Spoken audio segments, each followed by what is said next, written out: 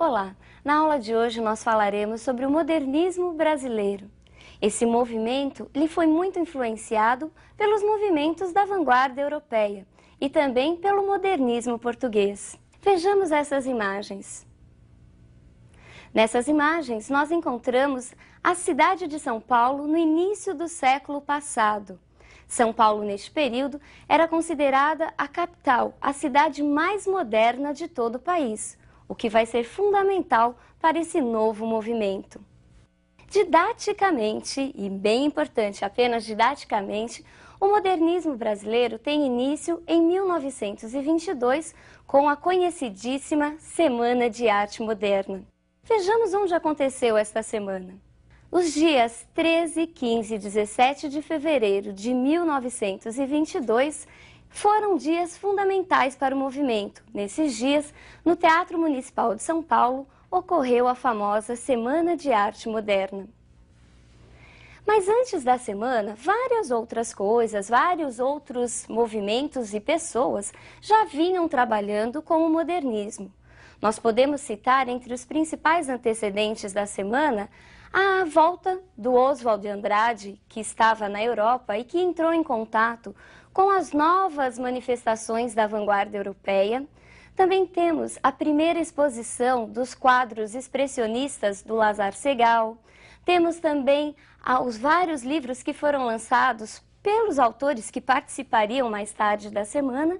E tivemos o grande estopim, isto segundo muitos estudiosos, que foi a exposição da pintora Anita Malfatti e que nessa exposição ela foi muito criticada pelo Monteiro Lobato, como nós já vimos naquele artigo intitulado Paranoia ou Mistificação. Vejamos agora quais são os principais representantes dessa semana, que não foi só um movimento literário, mas também um movimento de todas as outras artes. Nós temos na literatura as figuras de Mário de Andrade, Oswald de Andrade e Ronald Carvalho. Na pintura, nós encontramos Anita Malfatti, Tarsila do Amaral, Di Cavalcanti. E na música, nós encontramos a figura de Heitor Villa-Lobos. A Semana de Arte Moderna foi organizada por vários artistas e contou com o patrocínio da elite paulistana. Nessa semana, os artistas modernistas, eles também contaram com o apoio de uma grande figura já consagrada na literatura, figura esta que fazia parte da Academia Brasileira de Letras. Graça Aranha, aquele pré-modernista autor de Canaã, foi quem proferiu a abertura do evento. Vejamos os principais cartazes da semana que circularam na época. Esse cartaz, desenhado por Di Cavalcanti, foi o cartaz da semana. Já esse cartaz foi o cartaz elaborado justamente para a exposição das artes plásticas, também feito por Di Cavalcanti. Mas o que será que foi essa semana tão falada até os dias de hoje? O que será que aconteceu? Qual será que foi a reação do público? Vejamos o que dizem os principais jornais da época. Foi como se esperava, um notável fracasso a récita de ontem na pomposa Semana de Arte Moderna, que melhor e mais acertadamente deveria chamar-se Semana de Mal às Artes, Jornal Folha da Noite. As colunas da seção livre deste jornal estão à disposição de todos aqueles que, atacando a Semana de Arte Moderna, defendam o nosso patrimônio artístico. Jornal O Estado de São Paulo. É preciso que se saiba que nos manicômios se produzem poemas, partituras, quadros e estátuas, e que essa arte de doidos tem o mesmo característico da arte dos futuristas e cubistas que andam soltos por aí. Jornal do Comércio. A semana foi verdadeiramente um escândalo. Logo depois da abertura proferida por Graça Aranha, Villa-Lobos acaba tendo que interromper sua apresentação debaixo de muita vaia da plateia. Em seguida, entra quem? Entra Ronald de Carvalho e lê um poema, Os Sapos, de Manuel Bandeira. A plateia fica mais nervosa ainda e começa a repetir o refrão do poema, que se assemelhava ao coachar dos sapos. Foi uma tremenda confusão. Mário de Andrade, para dar uma forcinha, acaba recitando um poema nas escadarias do teatro. Olha só que maluquice.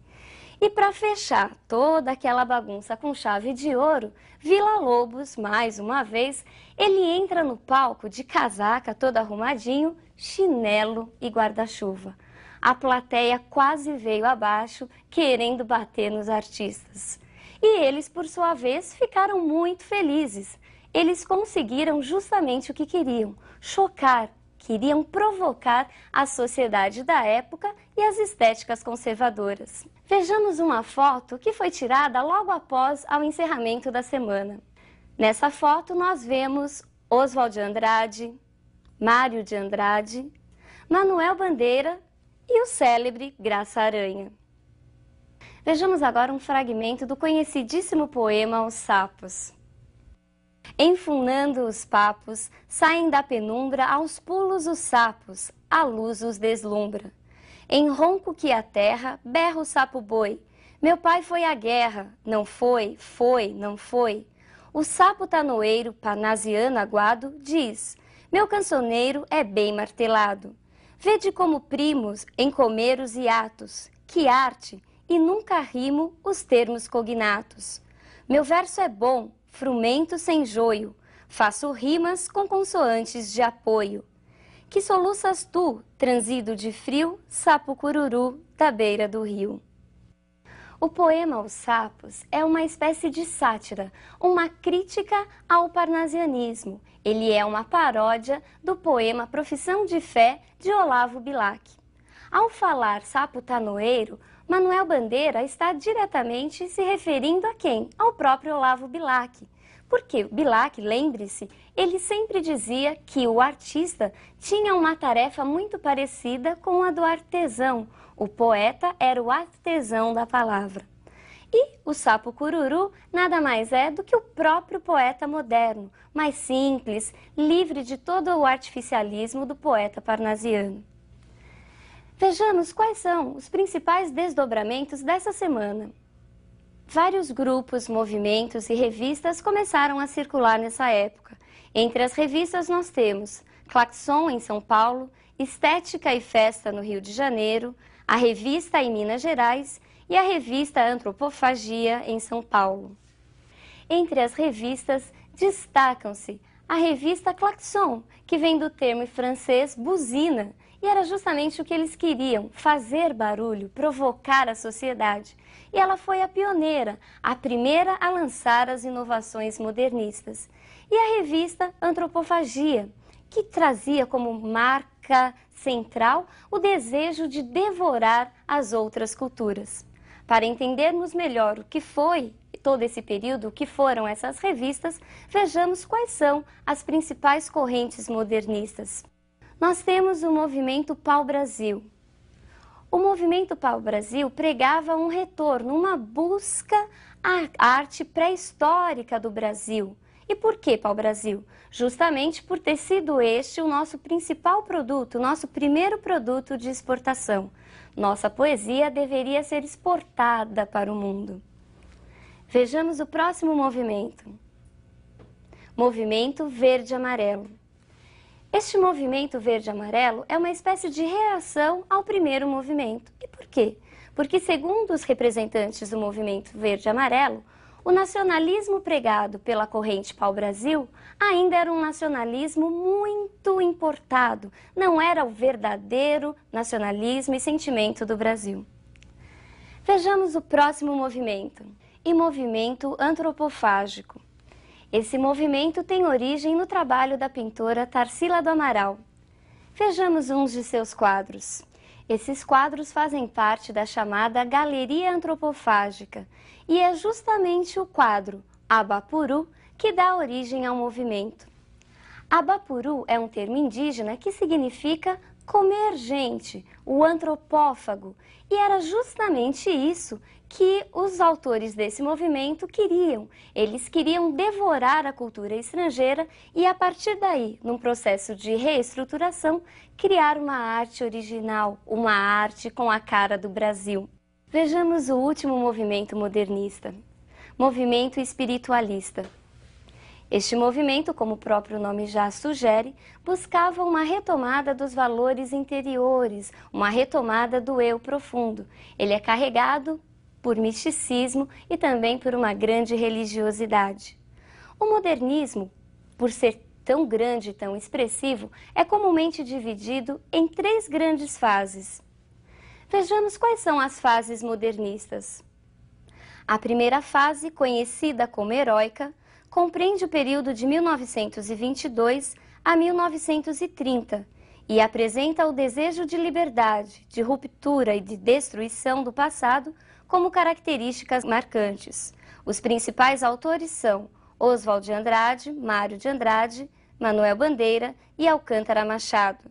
A segunda se estende de 1930 a 1945 e é conhecida como a fase da consolidação das conquistas anteriores. Essa segunda fase subdivide-se em 2 grupos: a poesia, em que se destacam Carlos Drummond de Andrade, Cecília Meirelles e Vinícius de Moraes, e a prosa, representada, entre outros autores, por José Lins do Rego, Graciliano Ramos e Jorge Amado. A terceira vai de 1945 em diante e é conhecida como a fase da reflexão e da universalidade temática. Destacam-se neste período Guimarães Rosa, Clarice Lispector e João Cabral de Melo Neto. Bom, pessoal, por hoje é só. E na próxima aula nós falaremos um pouquinho mais sobre o que foi esta primeira fase modernista e quais foram seus principais representantes. Um grande abraço e até lá!